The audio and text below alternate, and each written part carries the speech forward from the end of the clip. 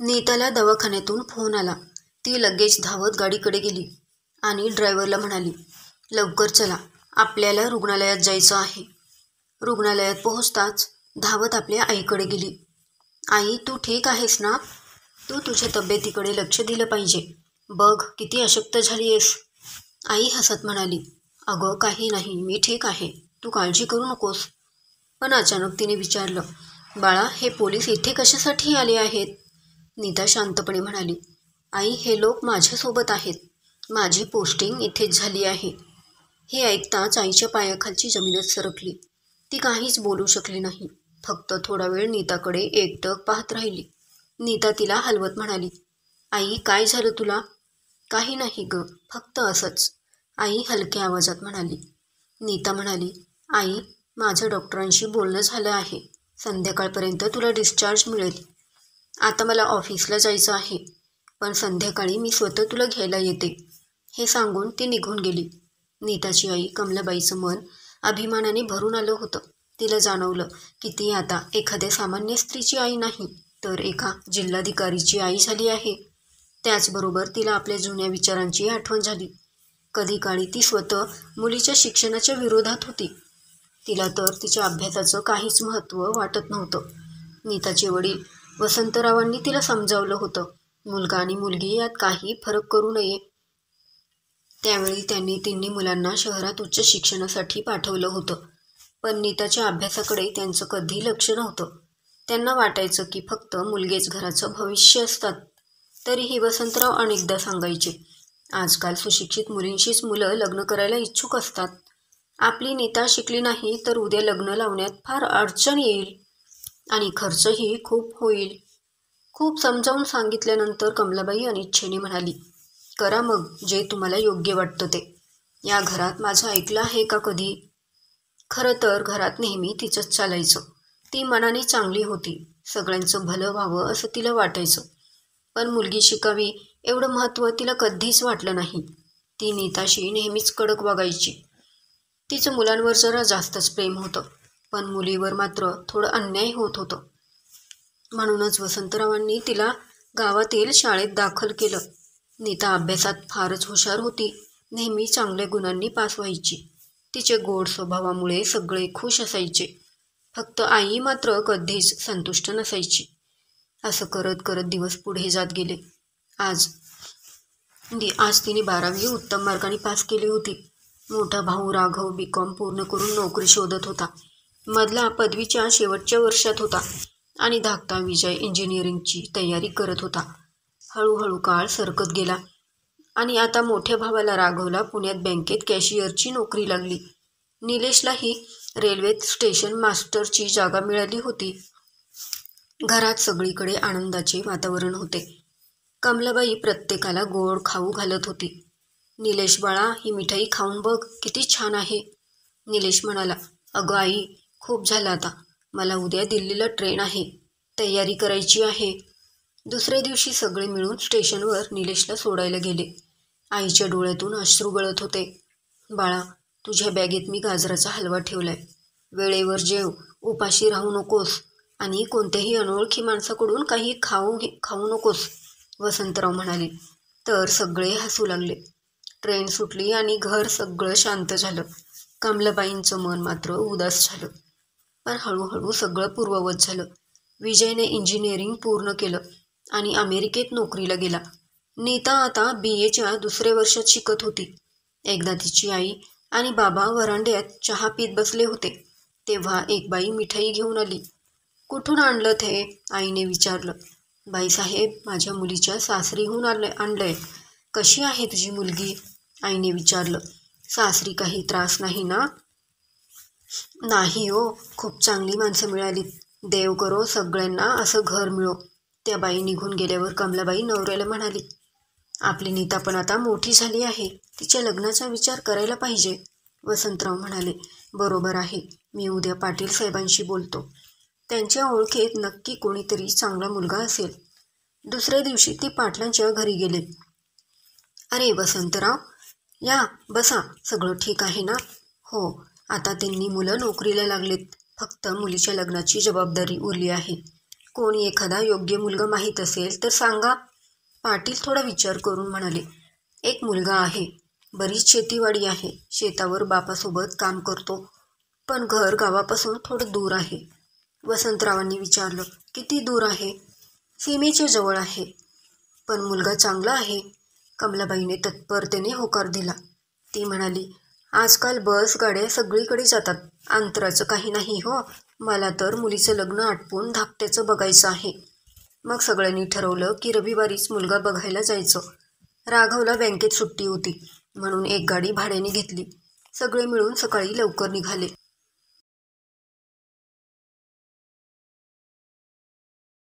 गावाबाहेर काही अंतर गाडी गेली होती. तेवढ्यात राघव बोलून गेला. बाबा, या रस्त्याची तर फारच दुरावस्था दिसते आहे. ड्रायव्हर भाऊ, गाडी हळूहळूच चालवा. राघवचा काका म्हणाला, आता फक्त 5-5.5 किलोमीटर उरले आहे. बघ, इथेच रभन चौक आला. काका हसून म्हणाले, या रस्त्यावर प्रवास केला की पोटातील जेवण लगेच पचते. सगळे हसले. मग ते पुढे जात असताना एक मोठं पांढरं झगमगणारं घर दिसलं. राघवने विचारलं, काका, तेच आहे का घर? हो, तेच आहे, काका हसत म्हणाले. गाडी घराच्या अंगणात पोहोचली तेव्हा रमेशराव चहा घेत बसले होते. ते उठून म्हणाले, या केशवराव, खूप दिवसांनी तुमची भेट झाली. केशवराव हसून म्हणाले, यावेळी उशीर झाला पण भेट मात्र पक्की झाली. सगळे हसले. चहापाणी झाल्यावर केशवरावांनी आपले येण्याचे कारण सांगितले. मग सगळ्यांनी मुलगा पाहिला. सर्वांना तो पसंत पडला. परतीच्या वेळी रमेशराव आणि त्यांचा धाकटा भाऊही सोबत गेले. तिथे त्यांनी मुलगी पाहिली. मुलगी सगळ्यांना आवडली. केशवराव म्हणाले, लग्नाची तारीख ठरवून ठेवली तर बरं होईल. तुम्ही आपापसात ठरवा, आम्हाला सांगा. तेवढ्यात गावचे पुरोहित दत्तात्रय शास्त्रीही आले. त्यांनी पंचांग पाहून सांगितले, 25 नोव्हेंबर हा दिवस उत्तम आहे. दोन्ही घराण्यांच्या संमतीने लग्नाची तारीख ठरली. लग्नाचा दिवस उजाडला. नवरदेवाचे मित्रमंडळी ढोल ताशांवर नाचत अंगणात शिरले. वसंतरावांनी उत्तम सोय केली होती. नवरदेवांकडील मंडळींना जेवण घालण्यात आले आणि लग्नाची विधी सुरू झाली. सगळे पाहुणे खूप खुश झाले. लग्नाचा सोहळा उत्तम संपन्न झाला. तो क्षण आला जेव्हा नीता आपल्या बाबांना, आईला निरोप देऊन सासरी जाणार होती. वसंतराव भाऊक होऊन म्हणाले, काही कमी जास्त झाले असेल तर क्षमा करा. रमेशरावांनी त्यांना थांबवतच म्हटलं, असं काय बोलता? आम्ही सून नाही तर मुलगी घेऊन जात आहोत. तुम्ही निर्धास्त राहा. गाडी निघाली. नीता सासरी रवाना झाली. नीताचे माहेरी होऊन सासरी आगमन झाले. तेव्हा सगळ्या गावात जणू आनंदोत्सव साजरा झाला. असे वाटत होते की घरात फक्त सून नाही तर लक्ष्मीच अवतरली आहे. काही दिवसानंतर सगळे नातेवाईक आपापल्या घरी परत गेले. आता नीताही हळूहळू घरच्यांमध्ये रुळून गेली. काही दिवसातच ती सगळ्यांशी मिळून मिसळून राहू लागली. नीता पदवीधर झाली होती. तिचा नवरा दीपक, त्याने MA केले होते. काही वर्ष त्याने UPSCसाठीही तयारी केली होती. पण काही कौटुंबिक कारणामुळे मध्येच सोडावी लागली. सध्या तो शेतीसोबत गावातच एक छोटंसं कोचिंग क्लासेस चालवत होता. घरची कामं आटोपून नीता वेळ मिळाला की दीपकने तयार केलेले UPSC नोट्स वाचत बसत असे. एकदा दीपकने तिला अभ्यास करताना पाहिलं. ती लाजत नोट्स लपवू लागली.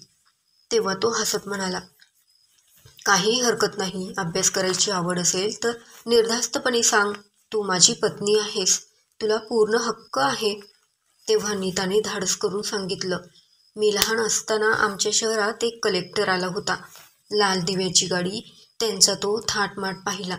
तेव्हाच मी माझ्या मनात ठरवलं होतं की मला कलेक्टर व्हायचं आहे. पण लग्न झालं आणि स्वप्न अपूर्णच राहिलं. दीपकने तिच्या हातातल्या नोट्स पाहून प्रश्न विचारायला सुरुवात केली. सोपे प्रश्न तिने लगेच उत्तरले. मग त्याने थोडे कठीण प्रश्न गणिताचेही विचारले. पण नेहाने एकही चुकवलं नाही. हे पाहून दीपक आनंदाने थक्क झाला. हे सर्व दीपकचे आईवडीलही पाहत होते. त्यांनी दोघांच्या खोलीत येऊन सांगितलं, सुनबाई, आम्हाला माहीत आहे दीपक काही कारणांनी पुढे शिकू शकला नाही. पण आता कोणतीही अडचण नाही. तू आपलं स्वप्न पूर्ण करू शकतेस. हे ऐकून नीता रडू लागली. लताबाई तिला मिठीत घेत म्हणाल्या, रडू नकोस. नेहा म्हणाली, आई, पुढच्या जन्मातही मला तुमच्यासारख्याच सासूबाई मिळोत. घरभर हशा पसरला. त्या दिवसानंतर नीता मन लावून अभ्यास करू लागली. दीपकने मित्रांशी संपर्क साधून नोट्स व पुस्तकं आणली. रात्री जेवणानंतर तो स्वतःही 2 तास तिला गणित आणि रिझनिंग शिकवत असे. UPSCचे फॉर्म भरून नीताने तयारी सुरू केली. पहिल्यांदा निकाल लागला तेव्हा ती पास झाली नाही. नेहा खूप खिन्न झाली, पण सगळ्यांनी समजावलं, पहिल्याच प्रयत्नात यश मिळणं कठीण असतं. दुसऱ्या किंवा तिसऱ्या वेळीही मिळू शकतं. सासूबाईंनी तिला घरकामापासून दूर ठेवलं. नीता उशिरापर्यंत अभ्यास करत बसली की त्यात स्वतः तिला चहा करून देत असे. नीता मनोमन देवाचे आभार मानत होती, कारण तिला आईसारखी सासू मिळाली होती. ती आता आणखीन मेहनत घेऊ लागली होती. दुसऱ्यांदा UPSCची परीक्षा द्यायची होती. यावेळी तिला प्रश्न कसे विचारले जातात याचा अनुभवही आला होता. परीक्षेला फारसा वेळ उरला नव्हता. तयारी जोमाने सुरू होती. तिला खाण्यापिण्याची, झोपेची शुद्ध राहिली नव्हती. यावेळी प्राथमिक परीक्षा पहिल्यापेक्षा खूप चांगली गेली होती. परीक्षा संपल्यावर ती पतीसोबत खरेदीला गेली आणि काही पुस्तकं घेतली. मग दोघे घरी आले. पुन्हा तिनं कठोर परिश्रम सुरू केले. काही दिवसांनी मुख्य परीक्षा झाली आणि यावेळी ती उत्तीर्ण झाली. घरात आनंदाचे वातावरण होते, पण दीपक थोडासा चिंतेत होता, कारण मुलाखतीची तयारी घरी करता येत नव्हती. त्यासाठी पुणे किंवा दिल्लीला जावे लागणार होते. वरून शेतकामाचा हंगाम सुरू होता. नीता एकटी बाहेर कशी राहणार याची त्याला चिंता लागली होती. मग त्याला आठवलं की त्याच्या मित्राची पत्नीही UPSCमध्ये पास झाली होती आणि तिचीही तयारी सुरू होती. मग त्याने दोघींना एकत्र पुण्याला पाठवले. नीताने मन लावून तयारी केली आणि मुलाखत यशस्वी झाली. अखेर ती IAS अधिकारी बनली. ही बातमी जेव्हा गावात समजली तेव्हा संपूर्ण गाव सजवले गेले. जणू दिवाळीचा उत्साहच होता. गावात मिठाई वाटले गेले. आज नीता आपल्या गावी परत येत होती. सगळीकडून शुभेच्छांचा वर्षाव होत होता. ती घरी पोहोचली आणि सासूबाईंनी तिचं औक्षण केलं आणि म्हणाल्या, जा बाई, आधी आपल्या कुलदेवीचं दर्शन घे. ती सासूबाईंना नमस्कार करत म्हणाली, आई, माझ्या आयुष्यात तुमचं स्थान देवापेक्षाही मोठं आहे, असं म्हणत सासूबाईंच्या गळ्यात पडली. सासूबाईंचेही डोळे पाणावले. त्याने तिच्या डोक्यावर मायेने हात फिरवला आणि तोंड भरून आशीर्वाद दिला. आज घरात खूप दिवसांनी सगळे एकत्र जमले होते. हसणं खिदळणं चाललं होतं. रात्री सगळ्यांनी लवकर झोप घ्यायचं ठरवलं, कारण दुसऱ्या दिवशी नीताला जॉईनिंगला जायचं होतं.